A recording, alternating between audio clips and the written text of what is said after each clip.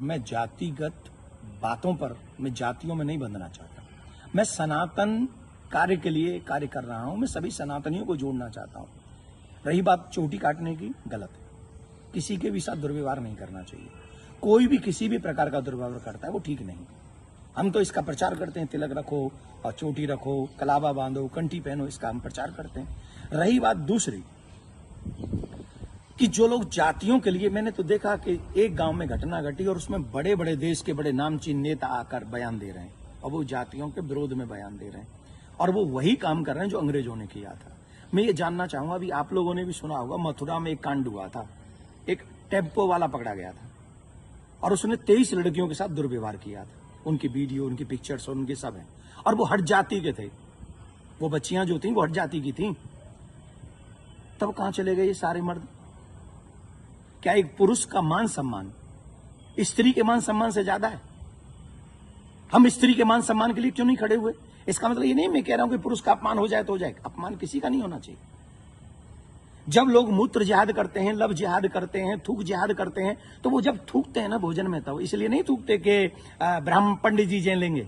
उसमें सब आते हैं, पंडित जी भी आते हैं, यादव जी भी आते हैं, सिंह साहब भी आते हैं, अग्रवाल जी भी आते हैं, चौधरी साहब भी आते हैं, लिमका भी आते हैं, ढिमका भी आते हैं, सब आते हैं। वो सबके लिए थूकते हैं, वो सबके लिए मूतते हैं, वो सबकी बहन बेटियों पे नजर रखते हैं। तब क्यों नहीं बोलते हम और आप सभी? बताइए, मैं जानना चाहता हूं। ये जितने भी लोग आज विवाद कर रहे हैं, ईमानदारी से बताइए, भगवान श्री राम किस लिए आए थे? वो तो क्षत्रिय थे। भगवान श्री कृष्ण किस लिए आए? वो तो यदुवंशी थे ना। किस लिए आए थे? बताइए मुझे, जरा जवाब दीजिए। जो अपनी अपनी जातियों के जो नेता बने बैठे हैं, मैं जानना चाहता हूं आपसे, जितने भी अवतार तुम्हारे सनातन में जिन पुराणों के अनुसार हुए, जिन पुराणों के अनुसार तुम अपने आप को हिंदू लिखते हो, किसके लिए अवतार हुए थे? वो धर्म की स्थापना के लिए हुए थे और धर्म की स्थापना करना ही हम सबका दायित्व है कि हम इस देश में धर्म की स्थापना करें, ना कि धर्म का खंडन करें। हम सबको चाहिए कि एक साथ रहकर अपने धर्म का सम्मान करें, अपने धर्म को बढ़ाएं, अपने देश को बचाएं। ये हम लोगों की ड्यूटी होनी चाहिए। और जितने भी यदुवंशी सुन रहे हैं ना, my dear listen to me, निश्चित तौर पे मेरा जन्म जो है ब्राह्मण कुल में हुआ है, लेकिन आपको एक और बात बता दूं, यदुवंशी मेरे हैं सब। पूछिए कैसे? भगवान श्री कृष्ण का नामकरण जिन ऋषि ने किया था, गर्गः पुरोहितो राजन यदु नाम सुमहातप, मैं गर्गाचार्य जी का वंशज हूं। क्या मैं आपका बुरा चाहूंगा? क्या मैं जाटवों का बुरा चाहूंगा? मैं चौधरियों का बुरा चाहूंगा? मैं बनियाओं का बुरा चाहूंगा? किसी का बुरा नहीं चाहता।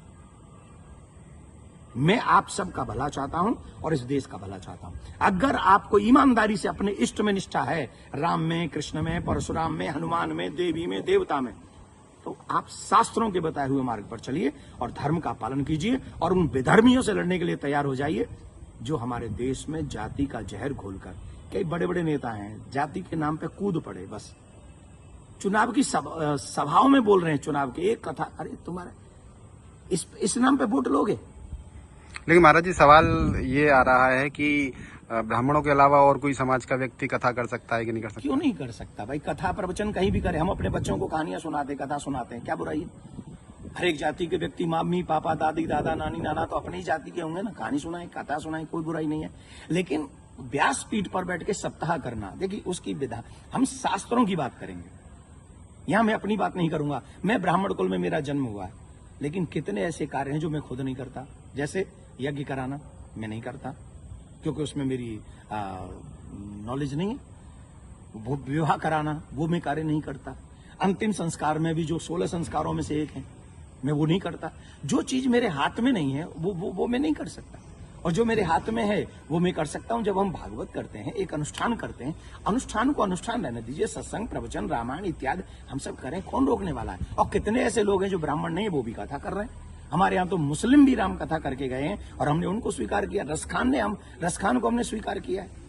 रसखान के पद हम लोग गाते हैं। तो इसमें जाति के चक्कर मत पड़िए, जाति बंधन मत फैलाइए। मैं हाथ जोड़ के प्रार्थना करता हूं, आइए हम सब एक हों, सनातन देश और धर्म और आने वाली पीढ़ी को बचाएं। यही हमारा दायित्व है। जय श्री राम। लेकिन महाराज जी, एक सवाल और कि उनपे आरोप लग रहा है कि छेड़छाड़ की उस घटना में शामिल पाई गई। देखिए, न तो ये काम देवकी नंदन का है और न काम ये अखिलेश जी का और तेज प्रताप जी का है। जो चीजें हुई हैं अब कह रहे हैं कि 2 आधार कार्ड मिले हैं, कोई कह रहा है उनको छेड़खानी हुई है, कोई कह रहा है उनकी चोटी काटी, उनका अपमान किया गया। तो इसके लिए संविधान है, इसके लिए प्रशासन है, हमें बांटना नहीं है। प्रशासन अपना काम करे, जहां जो जिसकी गलती हो उसे सजा दे। पंडित जी की गलती है तो पंडित जी को सजा दे, यादव जी की गलती है तो यादव जी को सजा दे। लेकिन जो बड़े बड़े लोग हैं, जो बड़े बड़े पदों पर बैठे हैं, उन लोगों को जातिवाद फैलाकर समाज को लड़ाना नहीं चाहिए। ये अच्छी बात नहीं है। धन्यवाद।